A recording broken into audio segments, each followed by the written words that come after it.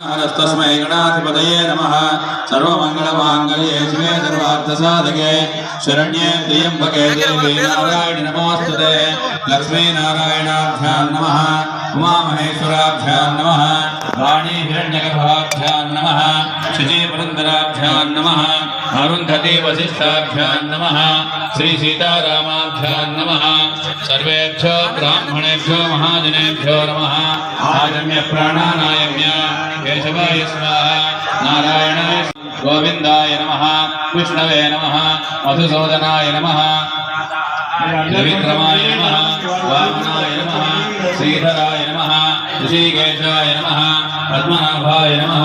दामोदराय नमः। संकर्षणाय नमः। वासुदेवाय नमः। प्रद्युम्नाय नमः।